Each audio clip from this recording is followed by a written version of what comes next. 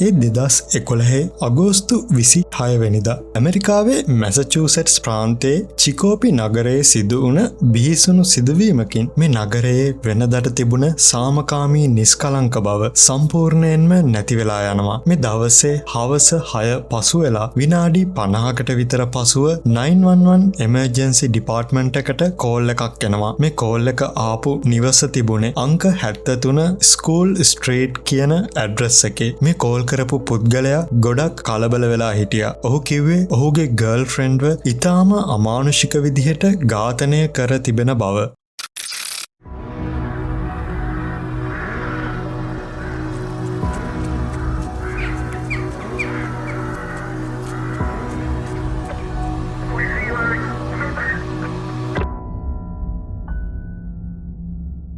එක්දාස් 990 දෙසැම්බර් 16 වෙනිදා ඉපදුන ඇමෙන්ඩා ලින් ප්ලාස් ලයිෆ් එකේ ගොඩක් බලාපොරොත්තු තියන් ඉඳපු තරුණ ගැහැණු ළමයෙක්. ඇයගේ අම්මා මිෂෙල්ට අමතරව ඇමෙන්ඩට එමිලි නමින් සහෝදරියක් සහ නිකලස් නමින් සහෝදරයෙක් හිටියා. මේ වයසේ අනික් අය එක්ක බැලුවම ඇමෙන්ඩා ගොඩක් වෙනස් කෙනෙක්. ඇය නිතරම ආස කළේ පරිසරයත් එක්ක කාලය ගෙවන්න. ඒ වගේම චිත්‍ර අඳින්න, සින්දු කියන්න, ගිටාර් ප්ලේ කරන්න සහ ෆොටෝග්‍රැෆි වගේ දේවල් වලට ඇය ගොඩක් ආස කළා. ඇමෙන්ඩා කියන්නේ ගොඩක් ස්වාධීන කෙනෙක්. මේ නිසා තමයි ඇය වෙනම නිවසක තනියම ජීවත් වුනේ. මේ කාලය වෙන විට ඇමෙන්ඩා ජීවත් වුනේ චිකෝපි කියන නගරයේ. මේ නගරයේම තිබුණ ෆ්‍රෙන්ඩ්ලිස් කියන රෙස්ටොරන්ට් එකේ වෙයිට්‍රස් කෙනෙක් සහ හොස්ටස් කෙනෙක් විදියට රැකියාවක් කරමින් සිටි ඇමෙන්ඩා ඇයගේ යහළුවන් අතර වගේම මේ රෙස්ටොරන්ට් එකට එන කස්ටමර්ස්ලා අතරෙත් ගොඩක් ජනප්‍රිය වෙලා හිටියා.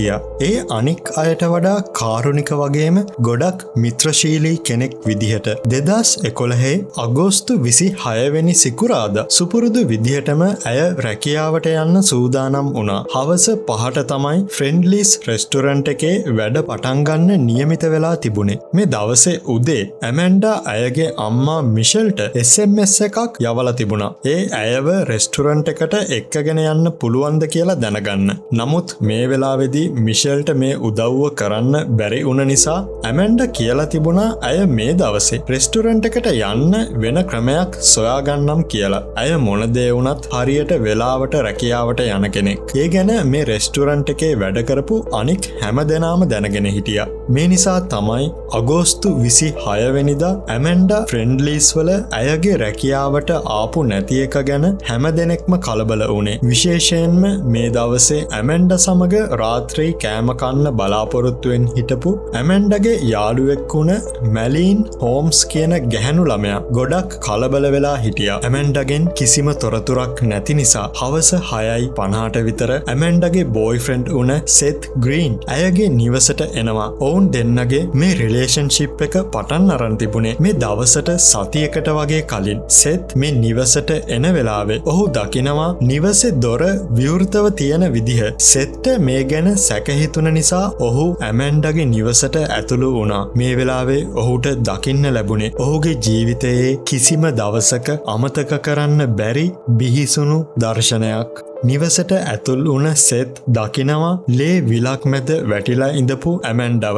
ඇය හිටියේ රැකියාවට යන්න සූදානම් වුණ ඇඳුම් ඇඳගෙන. ඇමෙන්ඩාගේ ඇඟ පුරාම පිහි ඇනුම් තුවාල විශාල ප්‍රමාණයක් තිබුණා. සෙත් පුළුවන් තරම් ඉක්මනට ඇයට කෘත්‍රිම ශ්වසනය එහෙම නැත්නම් CPR ලබා දෙන්න උත්සාහ කළා. නමුත් ඇමෙන්ඩාගේ බෙල්ලේ තිබුණ ගැඹුරු කැපුම් තුවාල නිසා මේ උත්සාහය අසාර්ථක වුණා. මේ සිදුවීමෙන් ලොකු කම්පනයකට පත්වන සෙත් 911 එමර්ජන්සි නම්බර් එකට කෝල් කරලා මේ සිදුවීම ගැන දැනුම් දුන්නා. පොලිසිය සහ මැසචූසෙට්ස් ප්‍රාන්තයේ ඉන්වෙස්ටිගේටර්ස්ලා ඇවිත් පරීක්ෂා කරද්දී මේ මරණය සාමාන්‍ය මරණයකට වඩා බිහිසුණු මිනිමැරුමක් බව තේරුම් ගන්නවා. ඇමෙන්ඩාගේ සිරුර තිබුණ මේ නිවසේ කිචන් එක පුරාම විසිරිලා තිබුණ ලේ වලින් පැහැදිලි වුණා මේ සිදුවීම වෙන වෙලාවේ ඇය සහ මිනිමරුවා අතර ලොකු ගැටුමක් ඇති වෙලා තිබුණ බව. ඇයගේ ඇඟ පුරාම පිහියනුම් 12කට වඩා වැඩි ප්‍රමාණයක් තිබුණා.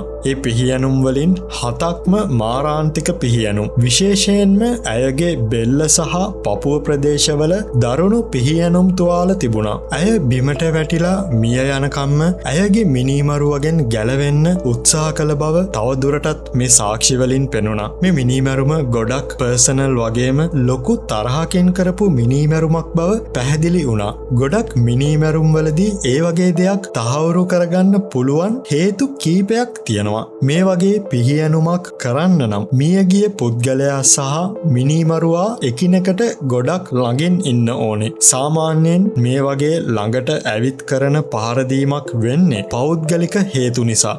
අනික් දේ තමයි ඕවකිල් කියන හේතුව. කවුරු හරි මියගියාට පසුවත් අනවශ්‍ය විදියට නැවත පිහියකින් අනිනවා වගේ දෙයක් කරන්නේ ඒ මොහොතේදී එන කේන්තිය පාලනය කරගන්න බැරි වුණ වෙලාවට. ඇමෙන්ඩගේ මේ මරණය ඇයගේ පවුලේ අයට විශේෂයෙන්ම ඇයගේ අම්මා මිෂෙල්ට වගේම ඇයගේ යාළුවන්ට සහ මේ නගරේ ජීවත් වුණ අයටත් කනගාටුදායක සිදුවීමක් වුණා. ඒකට ප්‍රධානම හේතුව උනේ කාටවත්ම හිතාගන්න බැරි වුණා ඇමෙන්ඩ වගේ කෙනෙක් සමග මේ තරම් තරහක් තියෙන කෙනෙක් ඉන්න පුළුවන්ද කියලා. මේ සිදුවීම් වලින් පසුව මේ ඉන්වෙස්ටිගේෂන් එක යොමු වෙලා තිබුණේ පැටලුම් සහගත පරීක්ෂණ සහ අවුරුදු ගණනාවක් ඇදී ගිය මිනිමරුවා සොයා යන මාර්ගයටයි. ඇමෙන්ඩගේ සිරුරේ තිබුණ පිහියනුම් වලට අමතරව මේ අපරාධ ස්ථානයේ තව වැදගත් සාක්ෂි කිහිපයක්ම තිබුණා. සාමාන්‍යයෙන් තියෙන අදහසක් තමයි මේ වගේ ඝාතනයකදී අනිවාර්යයෙන්ම මියගිය කෙනාගේ නියපොතු යට පහර දුන්න පුද්ගලයාගේ DNA රැඳිලා තියෙන්න පුළුවන්. ඒ මොකද මේ වගේ අවස්ථාවකදී තමන්ව ආරක්ෂා කරගන්න අනික් කෙනාව හූරනවා වගේ දෙයක් කරන්න පුළුවන් කමක් තියෙනවා. ඉන්වෙස්ටිගේටර්ස්ලා බලාපොරොත්තු වුණ විදිහටම ඇමෙන්ඩගේ නියපොතු යට තිබිලා ඇයගේ නොවන DNA සාම්පල්ස් සොයාගන්න පුළුවන් වෙනවා.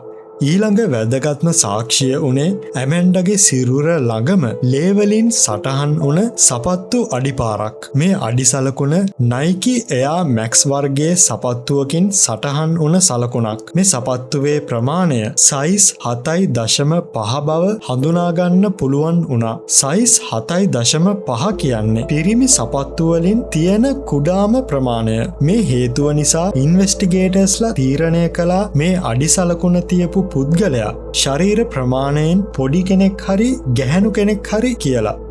සාමාන්‍යයෙන් මේ වගේ වටපිටාවකදී රුධිරය වියලෙන්න ගත වෙන වෙලාව සහ වියලුණු ලේවල ස්වභාවය මේ අපරාධ ස්ථානයේ තිබුණ ලේ පැල්ලම් සමග සංසන්දනය කරලා ඇමෙන්ඩ මිය ගිහින් තිබුණ වෙලාව නිගමනය කරන්න පුළුවන් වෙනවා. ඒ අනුව හවස 4:10ත් 5ත් අතර කාලයකදී මේ ඝාතනය සිදු වෙලා ඇති කියලා කියන්න ඉන්වෙස්ටිගේටර්ස්ලට පුළුවන් වුණා. මේ අපරාධ ස්ථානය පරීක්ෂා කරද්දී නිරීක්ෂණය වුණ තව දෙයක් තමයි නිවසට කිසිම කෙනෙක් බලෙන් ඇතුළු වෙලා තිබුණේ නැහැ. ඒ මොකද නිවසට ඇතුල් වෙන්න තිබුණ ප්‍රධාන දොර සාමාන්‍ය විදිහටම තිබුණා. දොරේ අගුළු කඩලා තිබුණේ නැති නිසා ඇමෙන්ඩ විසින්ම මේ දොර විවෘත කරලා ඇයගේ මිනිමරුවව නිවස ඇතුළට අරන් තිබුණ බව තහවුරු වුණා. ඒ වගේම මේ සාක්ෂි දිහා බැලුවම ඇමෙන්ඩ මේ පුද්ගලයාව කලින් ඉඳන්ම අඳුරන කෙනෙක් බව තේරුම් ගන්න පුළුවන් වුණා. ඊළඟ විශේෂම දෙය උනේ ඇයගේ නිවසේ පිටුපස තිබුණ කැඩුණු ජනේලයක්. ඉන්වෙස්ටිගේටර්ස්ලා තීරණය කළේ මිනිමරුවා බලෙන් ඇතුළු වුණ බව පෙන්වන්න මේ විදියට ජනේලය කඩන්න ඇති කියලා. නමුත් මේ ජනේලයේ කැඩී ගිය වීදුරු කෑලි තිබුණේ නිවසින් එළියේ. ඒ නිසා තේරුම් ගන්න පුළුවන් වුණා මේ දෙය පරීක්ෂණ නොමග යවන්න සිදු කරපු දෙයක් බව. තවත් වැදගත්ම දෙයක් තමයි වීදුරුවේ සටහන් වෙලා තිබුණ අත්සලකුණක්. මිය යන්න කලින් ඇමෙන්ඩා ඇයගේ යාළුවන්ට කියලා තිබුණා කවුරු හරි මේ ජනේලයෙන් ඇය දිහා බලන් ඉඳපු බව. ඇමෙන්ඩගේ මේ කතාව ජනේලයේ තිබුණ අත්සලකුණෙන් තහවුරු වුණා. මේ වගේ වැදගත් සාක්ෂිවලට අමතරව මිනිමරුවා ඇයගේ නිවසට එන වෙලාවේදී ඇය රැකියාවට යන්න සූදානමින් හිටපු බව සහ ඇමෙන්ඩව කිසිම අපයෝජනයකට පත්වෙලා නැති බව පැහැදිලිව පෙනෙන්න තිබුණා. ඒ නිසා නිසා මේ මිනීමැරුම පෞද්ගලික හේතුවක් නිසා කළ මිනීමැරුමක් කියන දෙය තවදුරටත් තහවුරු වුණා. මිනීමරුවගේ DNA සාම්පල්ස් අත්සලකුණු සපත්තු අඩිපාරවල් හමු වුණ නිසා පොලිසියට කරන්න තිබුණේ මේ DNA සාම්පල්ස් සැකකරුවන්ගේ DNA හරි DNA ඩේටාබේස් එක සමග හරි මැච් වෙනවද බලන්න විතරයි. ඔවුන්ට දැනුණ විදිහට මේ ඉන්වෙස්ටිගේෂන් එකේ පියවර කිහිපයක්ම අවසන් වෙලා තිබුණා. නමුත් මේ DNA වලට සමාන DNA ගැන තොරතුරක් ඔවුන්ගේ ඩේටාබේස් එකේ තිබුණේ නැහැ. මේ නිසා ඔවුන් සාමාන්‍ය විදිහටම මේ මිනීමැරුමට සැක කරන්න පුළුවන් පුද්ගලයන් ගැන සොයන්න පටන් ගත්තා. මම හිතනවා ඔයාලට දැනටමත් අයිඩියා එකක් ඇති පොලිසියේ සැකය මුලින්ම යොමු වුණේ කාටද කියලා. ඒ ඇමෙන්ඩාගේ බොයිෆ්‍රෙන්ඩ් සෙත් ග්‍රීන් වෙත. මේ වෙනකොට සෙත්ගේ වයස අවුරුදු 22යි. ඔහු රැකියාව විදිහට කළේ නිවාසවල වහල සෙවිලි කරන එක.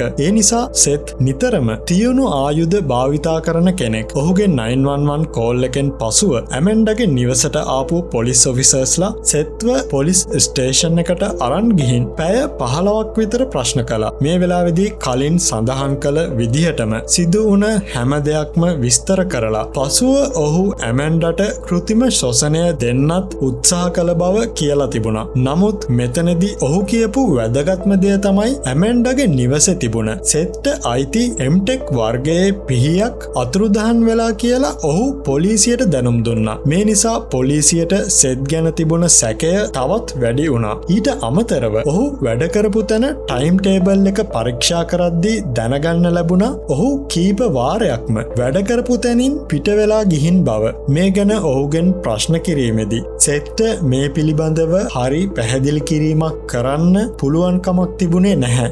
මේ මිනීමැරුම කළේ සෙත් කියලා ඔප්පු කරන්න පොලිසිය ගොඩක් උත්සාහ කළා. නමුත් ඔහු දිගින් දිගටම කිව්වේ මේ මිනීමැරුමට ඔහුගේ සම්බන්ධයක් නැහැ කියලා. ඒ වගේම අපරාධ ස්ථානයෙන් හමු වුණ අනික් සාක්ෂි සෙත් මේ මිනීමැරුමට සම්බන්ධ නැහැ කියලා තහවුරු කළා. මෙතන තිබුණ අඩිසලකුණේ ප්‍රමාණය සයිස් 7.5 වුණත් සෙත්ගේ සපත්තු සයිස් 12 ප්‍රමාණයේ සපත්තු. ඊට අමතරව ඇමෙන්ඩාගේ නියපොතු යට තිබුණ DNA සෙත්ගේ DNA වලට ගැලපුණේ නැහැ. මේ හේතු නිසා සෙත්ව සැකයෙන් ඉවත් වුණා. ඊළඟට ඉන්වෙස්ටිගේටර්ස්ලගේ සැකය යොමු වුණේ ජෙසි කියන පුද්ගලයාට. ජෙසි කියන්නේ ඇමෙන්ඩාගේ කලින් බොයිෆ්‍රෙන්ඩ්. ජෙසි සහ ඇමෙන්ඩා දෙන්නම රැකියාව කළේ ෆ්‍රෙන්ඩ්ලිස් රෙස්ටොරන්ට් එකේමයි. මේ මිනීමැරුම වෙන්න සතියකට කලින් ඇමෙන්ඩා ජෙසි සමග තිබුණ රිලේෂන්ෂිප් එක නවත්වලා තිබුණා. ඒ වගේම ඇමෙන්ඩා ඝාතනය වුණ දවසට කලින් දවසේ රාත්‍රියේ සෙත් ඇමෙන්ඩාව බලන්න මේ රෙස්ටොරන්ට් එකට ආපු වෙලාවේ ඔවුන් දෙන්න එකට ඉන්නවා දැකීමෙන් ජෙසි ලොකු අපහසුතාවයකට පත් වුණා. ඒ නිසා ඔහු වේලාසනම ගෙදර ගිය බව ඉන්වෙස්ටිගේටර්ස්ලට දැනගන්න ලැබුණා. මේ මිනීමැරුම පෞද්ගලික හේතුවකට කරපු මිනීමැරුමක් කියලා ඔවුන් විශ්වාස කරපු නිසා ඉන්වෙස්ටිගේටර්ස්ලා හිතුවේ මේ හේතුව නිසා ජෙසි ඇමෙන්ඩාව ඝාතනය කරන්න ඇති කියලා. ඒ වගේම 2011 අගෝස්තු 26 වෙනිදා ජෙසිගේ ගමන් බිමන් ගැන ඔහු පොලිසියට බොරු කියලා තිබුණා. ඔහු කියලා තිබුණේ කයිල් කියන ඔහුගේ යාළුවෙක් සමග වාහනයකින් සුපර්මාකට් එකකට ගියපු බව. නමුත් මේ සුපර්මාකට් එකේ තිබුණ CCTV කැමරාස් පරීක්ෂා කරද්දී පැහැදිලිව පෙනුණා ජෙසි මේ වාහනය ඩ්‍රයිව් කළේ තනියම බව. මේ ගැන ඔහුගෙන් ප්‍රශ්න කරද්දී ඔහු පිළිගත්තා මේ වගේ බොරුවක් කිව්වේ ඔහුට ඩ්‍රයිවිං ලයිසන් එකක් නැති නිසා කියලා. ඒ වගේම ජෙසි කැමති උනේ නැහැ ඔහු ලයිසන් නැතුව වාහනය ඩ්‍රයිව් කරපු බව දෙමව්පියන් දැනගන්නවට. ඊට අමතරව මේ සුපර්මාකට් එකේදී ජෙසිව දැකපු අය කියලා තිබුණා ඔහුගේ ඇඳුම්වල පොලිසිය බලාපොරොත්තු වුණා වගේ කිසිම ලේපැල්ලමක් තිබුණේ නැහැ කියලා. අවසාන සාක්ෂිය වුණ ජෙසිගේ වෑන්ස් වර්ගයේ සපත්තු අපරාධ ස්ථානයේ තිබුණ අඩිසලකුණට සමාන වුණේ නැති නිසා ජෙසි පිළිබඳ තිබුණ සැකය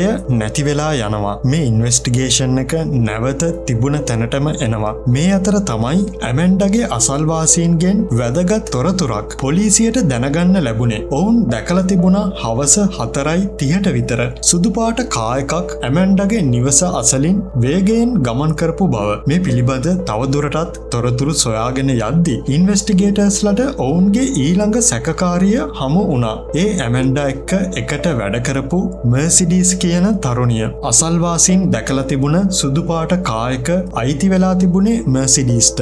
ගැහැණු කෙනෙක්ව මේ මිනීමැරුමට සැක කරන්න තිබුණ ප්‍රධානම හේතුව උනේ අපරාධ ස්ථානයේ තිබුණ සපත්තු අඩි සලකුණ. ඒ මොකද මේ ඉන්වෙස්ටිගේෂන් එක ආරම්භයේදීම නිගමනය කරපු දෙයක් තමයි මේ අඩි සලකුණ ශරීර ප්‍රමාණයෙන් පොඩි කෙනෙක්ගේ හරි ගැහැණු කෙනෙක්ගේ හරි වෙන්න පුළුවන් කියන දෙය. මේ මිනීමැරුම උන දවසේ ඇමෙන්ඩා ඇය වැඩ කරපු ෆ්‍රෙන්ඩ්ලිස් රෙස්ටුරන්ට් එකට යන්න මර්සිඩීස්ගෙන් උදව් ඉල්ලපු බව ඇය පොලිසියට දැනුම් දුන්නා. ඒ නිසා තමයි මර්සිඩීස් ඇයගේ කායකෙන් හවස 5ට විතර ඇමෙන්ඩාගේ නිවස ළඟට යන්නේ. නිවස ළඟට ගිහින් ඇමෙන්ඩාට කෝල් කළත් ඇයගෙන් කිසිම පිළිතුරක් තිබුණේ නැහැ. මේ නිසා විනාඩි 5ක් 6ක් විතර ඇමෙන්ඩා එනකන් ඇයගේ නිවස ළඟ බලාගෙන ඉඳලා මර්සිඩීස් මෙතනින් පිට වෙලා තිබුණා. ඇය මේ කියපු දේ ගැන ඉන්වෙස්ටිගේටර්ස්ලට සැක හිතුණා. ඇමෙන්ඩාගේ නිවස ළඟටම ඇවිත් ඇය ෆෝන් කෝල්ස් වලට ආන්සර් කළේ නැත්තේ ඇයි කියලා හොයලා බලන්නේ නැතුව මර්සිඩීස් මෙතනින් පිටත් උනේ ඇයි කියන එක සැකසහිත දෙයක් වුණා.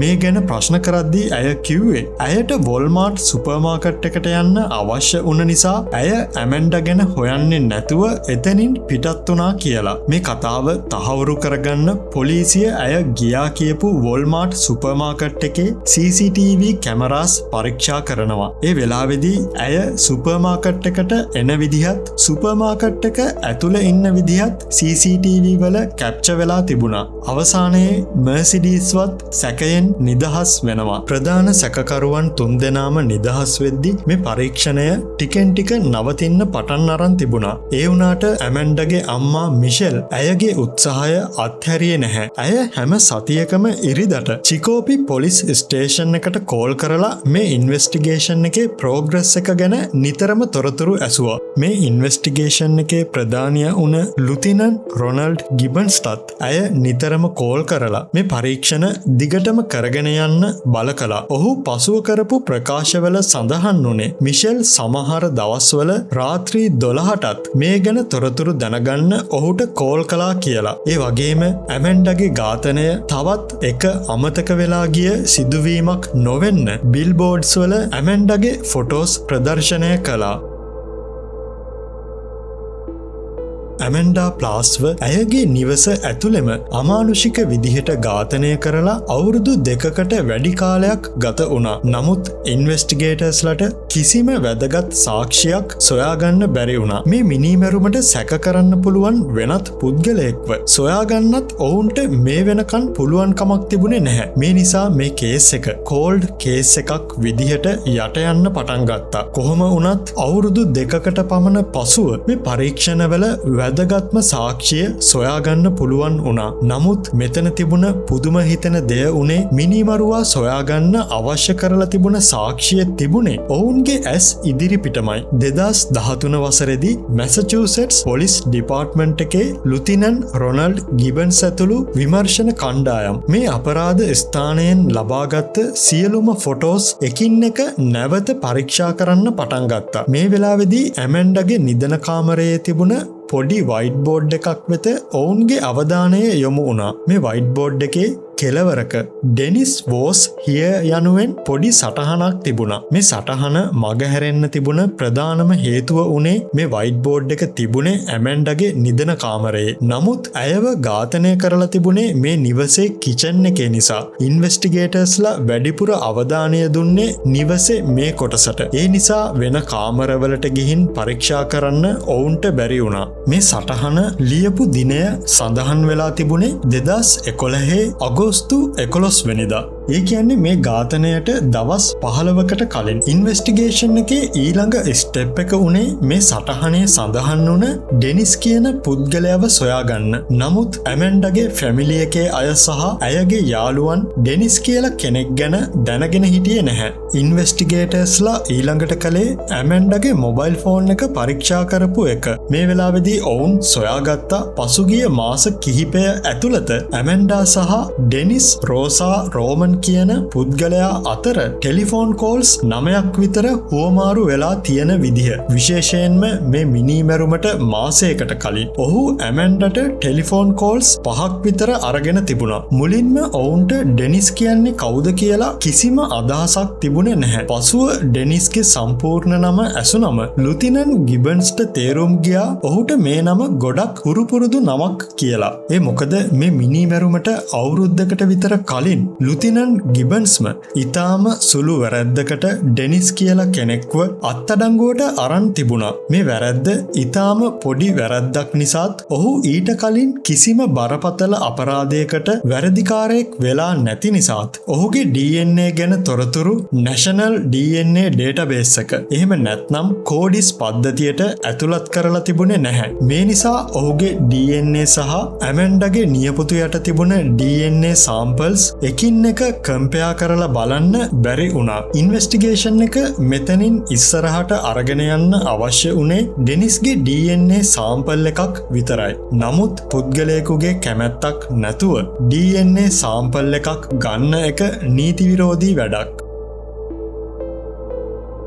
කොහොම වුණත් ඔහුගෙන් ප්‍රශ්න කරන්න ඉන්වෙස්ටිගේටර්ස්ලා ඩෙනිස්ව හොයාගෙන ඔහු ජීවත් වුණ වෙස්ට්ෆීල්ඩ් ප්‍රදේශයට ගියා. ඔහුගේ නිවසට යන්නත් කලින්ම ඔවුන්ට ඩෙනිස්ව මුණ ගැසුණා. ලුතිනන් ගිබන්ස් ඩෙනිස් ළඟට ගිහින් ඔහුගෙන් මේ සිදුවීම ගැන ප්‍රශ්න කළා. නමුත් ඔහු ඇමන්ඩව අඳුරන්නේ නෑ කියලා මේ ප්‍රශ්න මගහැර යන්න උත්සාහ කළා. මේ විදිහට ඔහු මෙතනින් පිට වෙලා යද්දී විශේෂ සිදුවීමක් වෙනවා. ඩෙනිස්ගේ අතේ මේ වෙනකොට ඔහු භාවිතා කරමින් ඉඳපු සිගරට් එකක් තිබුණා. මේ ප්‍රශ්නවලට උත්තර දීලා මෙතනින් පිට වෙද්දී ඔහු ඒ සිගරට් එකේ ඉතුරු කොටස බිමට දානවා. ලුතිනන්ට් ගිබන්ස් මේ කොටස ඉක්මනින්ම අහුලගත්තා. ඒ මොකද මේ සිගරට් එකෙන් ඔවුන්ට පුළුවන් ඩෙනිස්ගේ DNA ලබා ගන්න. ඔවුන් ඉක්මනින්ම මේ ලබාගත් DNA සහ ඇමන්ඩගේ නියපොතු යට තිබුණ DNA එකින් එක සංසන්දනය කරලා බැලුවා. මේ DNA සාම්පල්ස් සම්පූර්ණයෙන්ම එක සමාන